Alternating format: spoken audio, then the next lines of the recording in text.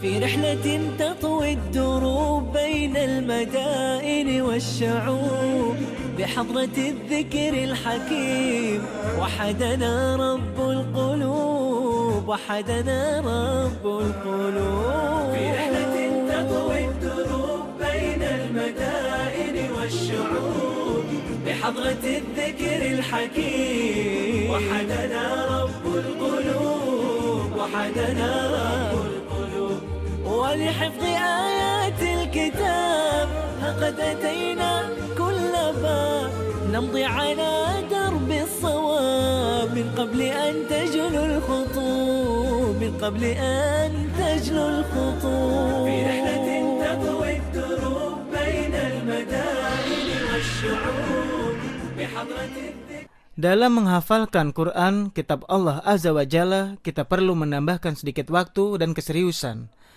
Ini merupakan salah satu kaidah penting dalam menghafalkan kitab Allah Azza wa Jalla. Dalam menghafalkan, jangan bilang saya tidak punya waktu. Saya akan menghafalkan 10 ayat. Jangan jadikan hafalan Al-Quran dalam diri Anda sebagai sesuatu yang sekunder. Al-Quran itu mulia, jangan berikan hanya dari kelebihan waktu. Semua orang bisa bilang tidak punya waktu. Saya bisa pastikan dan saya yakin sebagian besar kita sebenarnya punya waktu, tapi kita terkadang menipu diri kita sendiri dalam menghafalkan Al-Quran. Dan sekarang saya akan berikan sebuah permisalan yang sangat sederhana. Anda tidak punya banyak waktu, Anda sibuk, harus masuk kantor, punya banyak anak, cucu, dan Anda sakit. Misalnya Anda sakit gula atau jantung. Anda ke dokter dan dia bilang Anda harus mengkhususkan waktu untuk jalan kaki. Minimal sehari 1 jam Anda harus jalan kaki. Dan karena kesehatan adalah prioritas, Anda pasti akan mementingkannya. Meskipun Anda tidak punya waktu, Anda akan berusaha untuk meluangkan waktu demi kesembuhan penyakit Anda. Demikian juga dengan Al-Quran yang kita cintai. Anda ingin menghafalkannya. Anda juga tahu bahwa Allah Rabbul Alamin akan memberikannya pada Anda. Karena itu, luangkanlah waktu untuk menghafalkan kitab Allah Azza wa Jalla. Ada yang bernama Abu Sholih yang sudah cukup tua. Suatu hari dia ingin menghafalkan Al-Quran, tapi dia tidak punya waktu. Kemudian dia merasakan bahwa dia harus menghafalkan kitab Allah. Dia merasa bahwa hal itu sangatlah penting. Tahukah Anda bagaimana dia meluangkannya? Selepas jam kantor, dia tidak menyetir sendiri. Dia bilang dia mempunyai seorang supir, dia duduk di belakang. Kemudian, selama setengah jam dia menghafalkan 1 atau setengah halaman. Dia melakukan itu terus dan selalu bertambah. Sampai akhirnya dengan cara ini, dia bisa menghafalkan Al-Quran. Bagaimana dia bisa? Karena dia memprioritaskannya. Al-Quran adalah sangat mulia. Khususkan waktu Anda. Allah akan menjelaskannya pada Anda. Selamat berjumpa dalam menghafal Al-Quran Al-Azim.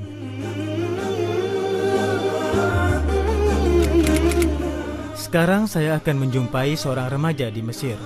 Dia kehilangan penglihatannya saat dia berumur 4 tahun. Setelah itu, sesuai arahan orang tuanya, dia memilih menghafalkan Al-Quran hingga dia bisa menghatamkannya. Kalian bisa belajar dari Mu'adz bahwa setiap keseriusan pasti akan ada hasilnya. Hari ini, kami melakukan perjalanan yang cukup jauh dan melelahkan. Tapi kami mendatangi sebuah tempat yang memang pantas untuk mendapatkan kunjungan. Barakallah. Kami berada di sebuah tempat di Syarqiyah, Jazirah Sa'adah.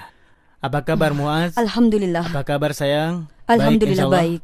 Saya sekarang di Jazirah Kebahagiaan dan merasakan kebahagiaan yang cukup besar bisa duduk bersamamu. Alhamdulillah. Baik, saya Mu'adz. Iya. Saya ingin tahu kisahmu terhadap Al-Quran kitab Allah. Kamu mulai saat kamu 6 tahun. Saya ingin tahu ceritanya. Memang waktu memulainya aku merasa berat sekali.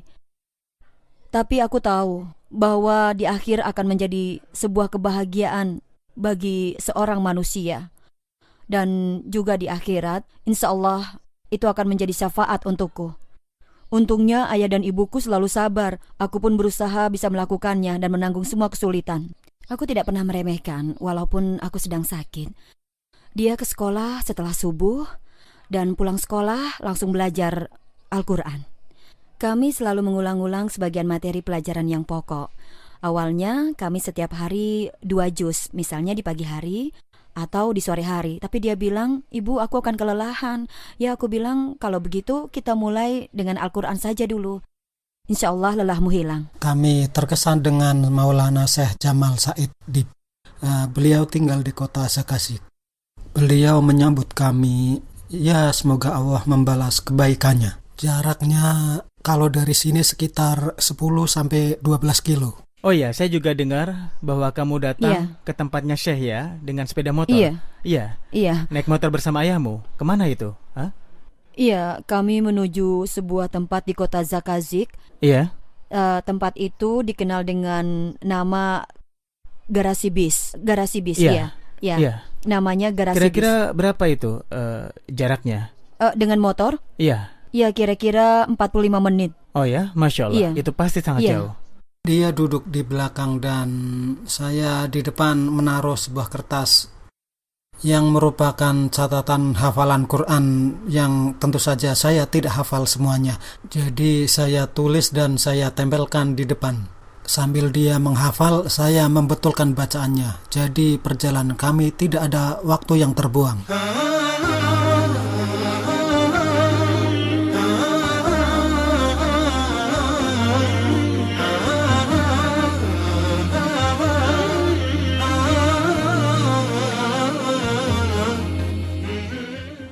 Syekh meminta kami untuk mengulang hafalan. Apabila Mu'ad salah dalam tajwid atau harokat, beliau meminta Mu'ad datang lagi. Benarkah Syekh Mu'adz bahwa kamu harus datang ke Syekh pada bagian yang harus dimurajaah, 1 juz misalnya? Oh, iya. Kemudian kamu salah lagi? Iya. Itu bagaimana? Iya, Apa yang terjadi? aku harus datang lagi. Pemirsa, perlu Anda tahu bahwa Syekh Mu'adz pergi ke Syekhnya, bukan Iya, benar. didatangi. Dan Syekhnya tidak tinggal di samping rumahnya. Iya. Dia yang pergi menuju ke rumah Syekhnya. Iya, Dan bayangkan jaraknya cukup saat itu jauh. aku pergi ke Syekh. Begitu? Di separuh Al-Quran yang pertama, coba tebak berapa lama aku lakukan? Berapa lama? 3 hari. 3 hari seminggu? Iya, 3 hari saja seminggu. Oh ya. Aku mencari waktu senggang beliau. Bahkan awalnya hanya 2 hari saja. 2 hari. Iya, 2 hari saja. Kemudian dia banyak memberhentikan aku pada makna-makna tertentu. Dia juga cukup keras. Apa? Kadang-kadang aku hanya diberi 1 ayat saja. Bayangkan, 1 ayat saja. 1 ayat. 1 ayat? Iya, 1 ayat. 1 ayat dengan jarak yang jauh seperti Demi itu? Allah, aku hanya 1 ayat saja. Allahu Akbar. Kadang-kadang aku tidak punya kesempatan bermain. Iya. Tapi saya dengar kamu ini sedikit ajaib. Iya kan? Alhamdulillah, Allah telah memberikan nikmat Iya. ini. Iya, termasuk penglihatan ini. Aku selalu bersyukur kepada Allah. Dalam sholat aku berdoa kepada Allah untuk tidak mengembalikan penglihatanku. Kamu berdoa seperti itu? Iya. Kenapa? Aku berharap semoga nanti pada hari kiamat menjadi hujah di hadapan Allah, agar Allah ringankan sebagian dari siksanya. Aku berdiri di hadapannya dalam keadaan takut. Aku akan memintanya. Dia bertanya, apa yang engkau lakukan terhadap Al-Quran? Aku berharap dia memasukkan aku dalam rahmatnya. Dia akan memasukkan dalam rahmatnya siapapun yang dia kehendaki. Dia telah memberikan karunia Al-Quran ini kepadaku. Aku bersyukur. Kalau ingin pergi ke suatu tempat, aku bisa pergi sendiri.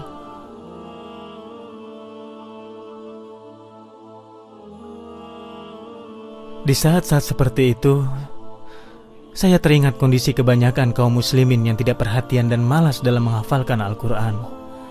Ya Allah, alasan apa yang akan mereka berikan di hadapan-Mu, ya Allah? Alhamdulillah atas segala keadaan yang ada. Masya Allah. Syekh Mu'adz, saya tahu kamu menyimpan nasihat dari Ibnu Qayyim. Iya, Apa Ibnu nasihat itu? Qayyim rahimahullah berkata, tidaklah Allah menutup satu pintu untuk hambanya, kecuali dia akan Iya. bukakan untuknya 2 pintu kerahmatan. Kamu tidak marah ketika kamu tidak bisa main tidak dengan sama teman-teman sekali. kamu? Dulu, waktu aku masih kecil, Oh, jadi sekarang tidak aku lagi? marah karena mereka.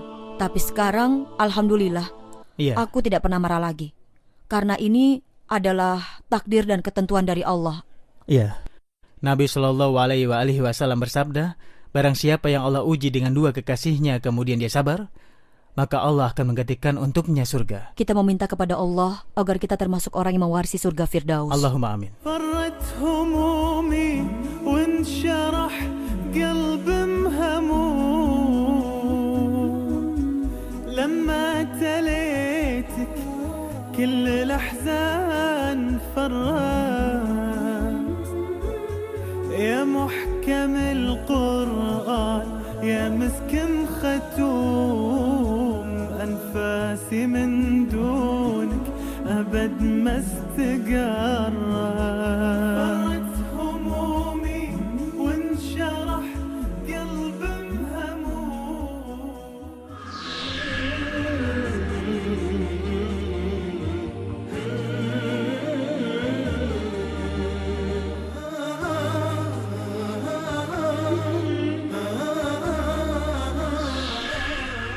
Sangat penting jika Anda ingin menghafal Al-Quran, Anda menggunakan hanya satu mushaf.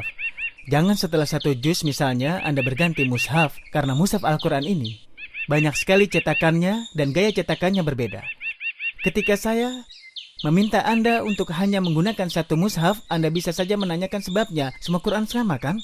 Begini, ketika Anda membuka sebuah cetakan Al-Quran, Anda melihat dan akan terekam dalam ingatan Anda akan mengingat tempat ayatnya. Dan misalnya ketika saya menghafal Al-Quran, saya tahu dalam surat Al-Fusilat disebutkan, Innal ladzina qalu rabbuna Allah tsumma istaqamu tatanazzalu 'alaihimul malaikah. saya tahu itu tempatnya ada di sebelah kiri atas. Kemudian ayat Wal ladzina la yad'una ma'a Allahi ilahan akhar wa la yaqtuluna an-nafsa allati harrama Allah illa bil haqq. dalam surat Al-Furqan saya tahu ada dalam posisi yang sama. Inna lil muttaqina mafaza. Ada surat Naba di sebelah kanan atas. Maka demikian, bayangan Anda pada sebuah mushaf tentang ayat Al-Quran, dalam cetakan yang lain posisi ayatnya akan berbeda. Beda mushafnya akan berpengaruh pada hafalan Anda. Dan ini perkara yang akan membantu Anda menghafalkan kitab Allah Subhanahu wa Ta'ala. Kedua, saya akan menyarankan menggunakan mushaf Madinah yang bersalah Majma' Malik Fad, yang berwarna hijau dan kuning. Kenapa saya berikan saran seperti itu? Karena cetakannya jelas Masya Allah. Kedua, setiap halaman dimulai ayat baru dan berakhir ujung ayat. Berbeda dengan kebanyakan cetakan-cetakan yang lain. Yang ketiga, satu juz lengkap terdiri dari 20 muka halaman.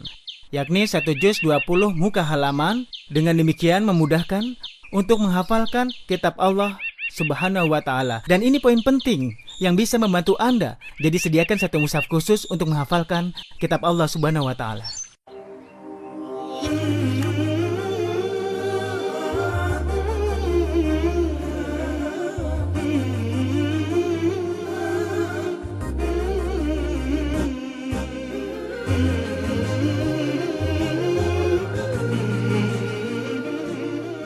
Sekarang ini saya bersama dua orang hafiz yang telah lulus dari Madrasah Al-Jami Al-Ahdar, Syekh Wali Hafizallah.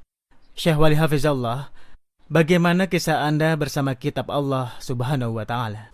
Saya mulai menghafal Quran saat usia 8 tahun dan saya bisa menghafalnya dalam usia 10 tahun. Masya Allah, Tabaraka Rahman. Sebagaimana saya katakan di muka bahwa perjumpaan kita ini adalah para hafiz yang istimewa. Bukan sekedar hafal, tapi dia menghafal Al-Quran sampai halaman-halaman yang ada di mushaf. Jangan tanya nomor ayat, tapi tanyalah halamannya dan dia akan bisa menjawabnya dengan baik. Sebelum kita mulai, katakan Masya Allah, la quwata illa billah. Alhamdulillah, insya Allah. Baiklah, kita mulai. Sekarang saya akan mencari halamannya. Halaman 273. وَمَا أَرْسَلْنَا مِنْ قَبْلِكَ إِلَّا رِجَالًا نُوحِي إِلَيْهِمْ فَاسْأَلُوا أَهْلَ الذِّكْرِ إِنْ كُنْتُمْ لَا تَعْلَمُونَ. Pertanyaan yang lain. Semoga Allah memberkahi hafalanmu. Sekarang halaman 401. Bismillahirrahmanirrahim.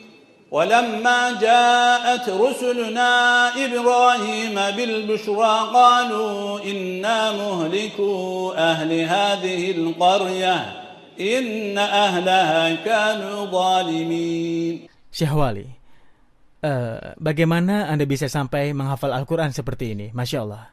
Ini benar-benar tidak mudah. Saya juga menghafal Quran, tapi saya tidak bisa seperti Anda. Masya Allah, Tabaraka Rahman, Anda bisa menghafal dengan halaman mushaf.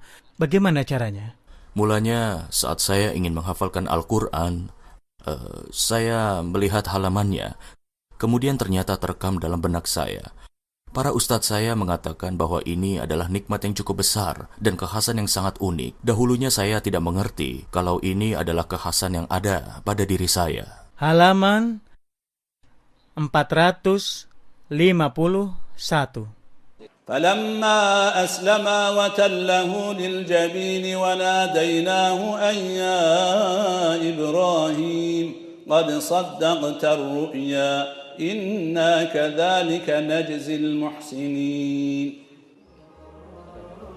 صدق الله العظيم. أحباب في الجنة تحيتهم سلام، حفظ شرفهم كلام رب الأنام، بيرتلوا في الليل وأطراف النهار، يا رب تجعلهم مع السفر الكرام.